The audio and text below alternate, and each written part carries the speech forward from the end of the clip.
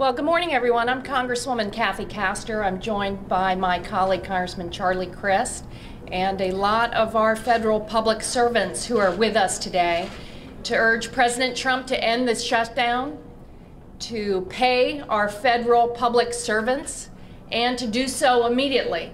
Congressman Crist and I are on our way back to Washington, D.C., where we will pass another set of bills that will reopen the government. They will be sent over to the United States Senate. They should take them up immediately, and President Trump should end his shutdown. We wanted a lot of the folks who take care of us every day to join us here today to explain in very personal terms what a shutdown means to them personally and what it means to our community and to this great country. The devastating impacts are growing. If President Trump does not act to open the government by the end of this week, a lot of our federal public servants will go without their second paycheck. Many of them are working. They are on the job. Imagine what that would mean to you if your boss told you you had to work, but you were not going to get paid. This cannot stand any longer. We're talking about our transportation security agents. We're talking about FBI agents, our customs and border officials. We're talking about the federal courts. This is having a trickle-down effect that is making us less safe, and it's a real black eye on America. There is no reason that the United States government should be closed for business. We have the capacity and the ability to negotiate and to get things done for the American people, but the bottom line is the government must be opened right away and our federal public servants must be paid. I'll turn it over to my friend and colleague, Congressman Charlie Crist. Thank you, Kathy. Where are you? There you go. Right here. Thank you. Thank you very much, Kathy. I couldn't have said it any better. What we're here about today is something that I think is really kind of ridiculous. The notion that this is the 32nd day that our government has been shut down is unconscionable. As Kathy said very well, we have a lot of people, about 800,000 throughout the United States, that are not being paid or furloughed and are expected to carry out their duties. Just last week, I visited 2 Coast Guard stations in Pinellas County. Brave individuals who are still on the watch, still looking out for us, and are not being paid for it. And as Kathy indicated as well, this will be the second time at the end of this week, if this doesn't get resolved, that this will continue and they won't get a paycheck. We also know TSA, who works so hard here at Tampa International Airports and others throughout the country, are showing up, doing their job, keeping us safe, and not being paid to do it. That's just not right. It's not right for Americans. It's not right for these great federal workers. It's not right or just to their family members. And it does have a trickle-down effect to a lot more people that contract with the federal government and aren't even sure, whether those contracts are going to continue to exist. But we are joined by some very brave, wonderful people here behind us, and look forward to hearing from them to share with you how this isn't just affecting them individually, but also their family members, their friends, their loved ones. It's important that people know these personal stories about the impact that this silliness is having. So without more, I think we're going to start out with the Pilots Association. Thank you. Good morning. I'm an airline pilot. I'm not speaking on behalf of the Pilots Association as per se. Let me just, on the human side of things, I ride the employee bus here. And what sets me apart from any number of people on that employee bus is I get paid. I get in my car and I know I can put a tank of gas in to get to work the next day. And more every time I ride the bus with the workers that come here to the airport and are not getting paid, I see the stress on what they have to figure out if they can buy food or medicine or put gas in the tank to come back to work. And on the human factors side, it needs to be understood that this is a fabric knit together on trust and professionalism, not just airline pilots, but TSA workers and the air traffic controllers all function at a very high level of responsibility, that we invest in them. We give them dignity because we trust our lives to them, and then we turn around and say, you're not worthy of a paycheck. We need them to function at a very high factor because our safety is at stake. We need them not to be distracted by things like, can I pay the rent or my kids' medical bills, or can I put gas in the car? We need them to be more focused now than ever, and part of that is not having the distractions of worrying about where their next paycheck's coming from. So I'd encourage all these people that continue to come to work to be here and understand that the level of dignity they occupy is valued by us and the traveling public. Thank you. I'll introduce the TSA representative now. Mark Weinkrantz. Weinkrantz. Mark with a K. That is correct. Thank you. TSA. Thank you. TSA. Thank you. Good morning. Good morning. Thank you. I am Deborah Hanna. I am a TSO at MCO in Orlando. I'm also the local president of AFGE 556. I represent 2,000 officers that are AFGE members, but of course I represent all my other officers too that are struggling. This is ridiculous that we have to come to work without being paid. I have an officer that had to send her mom up north to a brother because her paycheck is not coming in and she cannot afford her mom's medication that she depends on. I've got officers who are already getting eviction notices because the complexes don't want to hear that you're not getting paid. We come to work every day to do our job because that's the oath that we took and that's our mission. And we work with FAA and everyone else in the airlines to try to do everything that we need to do, and it's not fair that we're working unpaid. So we're asking that President Trump, in his infinite wisdom, reopens the government and starts paying us, because we're gonna do our job regardless. But it's hard when you have to worry about whether you're getting evicted to concentrate on your job, or whether you've got food to put on the table, or medication for your children, or gas, like was said, to come to work. Thank you.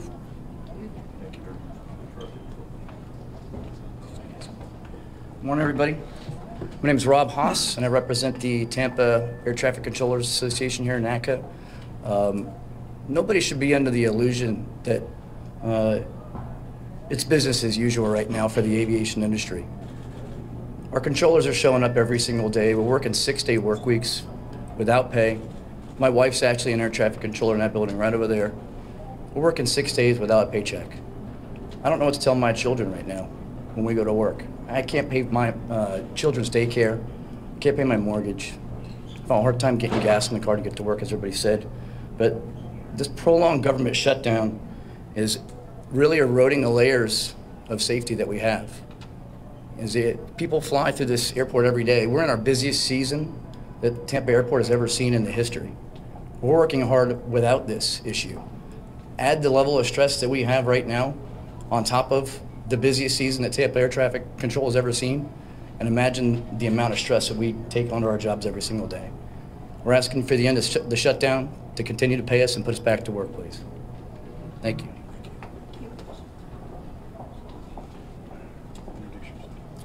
Hi, my name is Anthony Finkley, and as my colleague Rob Haas, I'm also a FAA employee.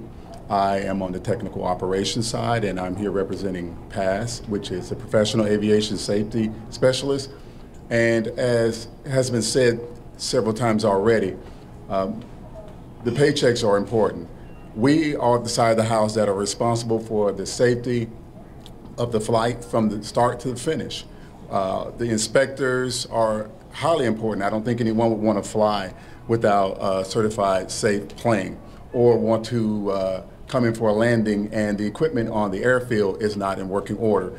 Although we've been coming to work every day as scheduled and yet without pay, it is to the point where we have employees that are about to start missing mortgage payments, about to miss car payments, have medical needs. They're the primary or the only breadwinners in the house.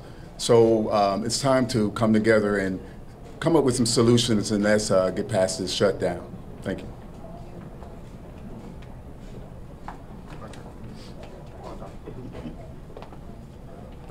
Good morning. I'm Richard Phillips, and this is Don Barron. We're with the American Postal Workers Union in Tampa, Florida. We join and represent hundreds of thousands of postal workers and retirees throughout the nation in joining a grand alliance in supporting our federal co-workers. This is not just a shutdown, this is a lockout. And it's not just a lockout, it's a lock-in. Federal employees are being told to stay away from work and being denied the fruits of their labor, which is wages. They're also being told they must report to work as a lock-in and continue working, and again being denied the fruits of their labor. We, with the American Postal Workers Union, we have joined in marches up in Washington, D.C., and in local areas we also support our federal employees. We would ask that the President and our two senators join with some free-thinking and forward-thinking local legislators who have already passed some legislation to send to Senate, to send to President Trump. We would ask that, actually we would demand that we end this lockout, that we stop this shutdown and get this country going back in the fine order that it should be. Thank you. Good morning. My name is Joe Rojas. I work for the Bureau of Prisons. I also represent AFG Local 506 at FCC Coleman, which is America's largest federal prison in the country. On a daily basis, we have to work between 8 and 16 hours watching America's most dangerous criminals. I don't know how many of you will accept to work in a toxic environment in which we get assaulted, we get cocktails, which is urine and feces thrown at us on a daily basis, and not get paid for doing that. How is that American-like? That is un-American.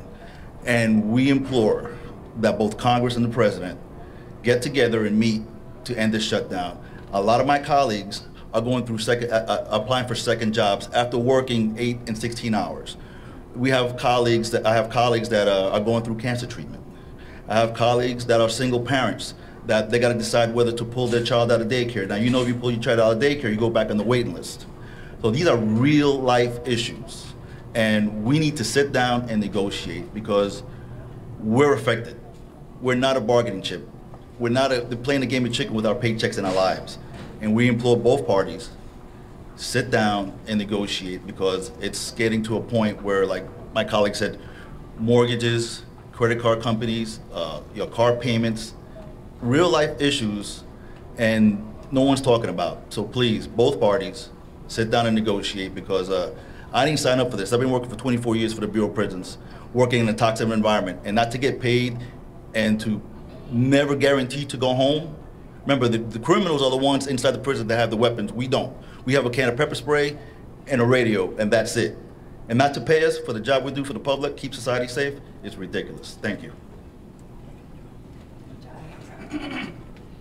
Well, on behalf of the folks I represent across the Tampa Bay area, I want to thank all of these federal public servants for keeping us safe, staying on the job despite not getting their paychecks. But I hear you loud and clear. It's completely untenable to be forced to come to work and not get paid. And now we're facing another deadline with a second missed paycheck on Friday. That is going to have a ripple effect across this community. It's not just the folks here. It's also the federal workers who inspect our food to make sure that it's safe. It's prosecutors in the federal court system going after criminals. This is going to have a devastating impact the longer and longer it goes on. So we're on our way back to Washington. Again, we're going to pass a set of bills that are the Republican bills that were negotiated by Republicans and Democrats in the House and the Senate weeks ago.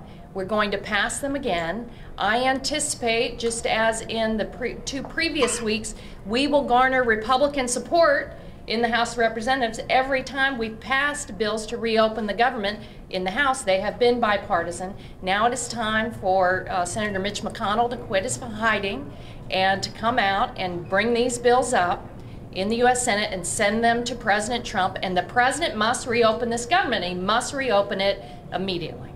And I'll turn it over to Charlie, and then we'll take some questions. Thank you very much. Well, I think we've all heard the stories and understand how this is impacting real people in a real way. And it does have to stop. And Kathy couldn't be more right. I mean, 9 times already, we House Democrats have voted to reopen the government. Bills that had already been passed, bipartisan bills that had already been passed. And the Senate won't take it up. Senator McConnell will not take them up. And he should. And he should send them to President Trump, and he should sign them, and we should get this reopened. Thank you very much.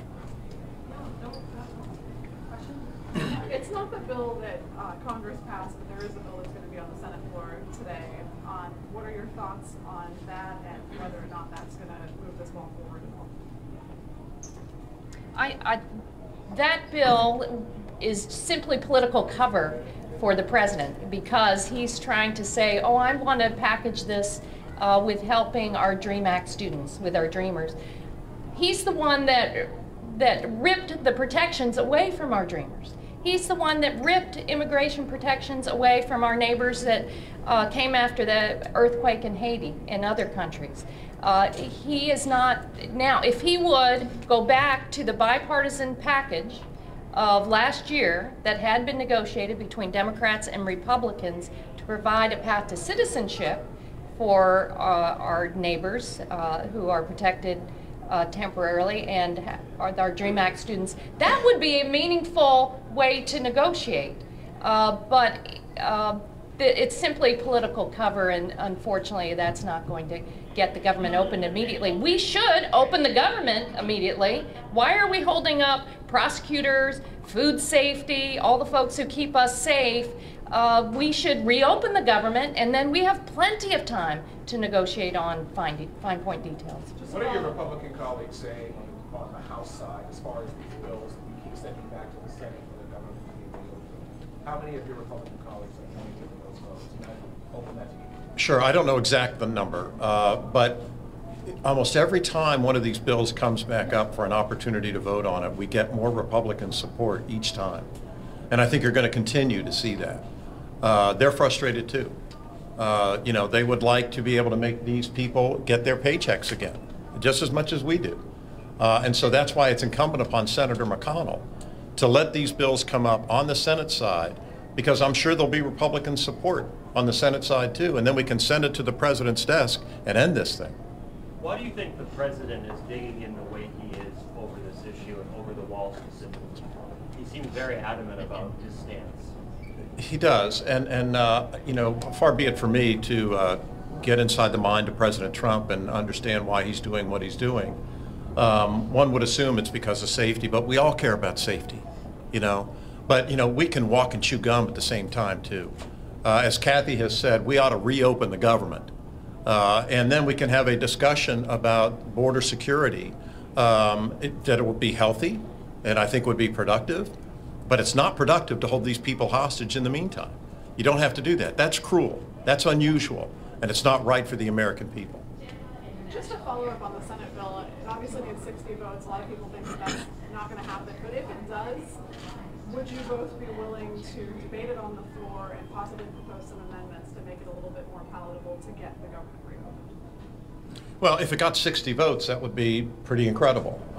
And if that does happen, I think there may be an opportunity to make it better, make it real, as Kathy has indicated, and have some real meaning in it. But let's see. We'll find out later. If the president did go back to the deal that he negotiated with Senator Durbin last year, is that something that would potentially be palatable to the Democratic Congress, House? You know, it's interesting, during, over the past few months, conversations I've had with Republican members, they would, if there is a path to citizenship for dreamers and we can work out details of real border security, not a monument to ego, but something that is effective and smart, that would be, yes, we could, I would predict that would pass. The problem has been, the president's been all over the map on this. One day he's for that deal, the next day, no, he's calling people names, then he's shutting down the government, and then he's saying, well, what about this? And it's very difficult to negotiate with someone that is so unpredictable, but it's incumbent upon us to keep at it, and that's why we feel, okay, we will continue to pass these bills to reopen the government. They will be bipartisan in the House. The Senate should take them up and send them to the president, reopen the government, and put our federal public servants back to work, and for goodness sake, pay them while they're working.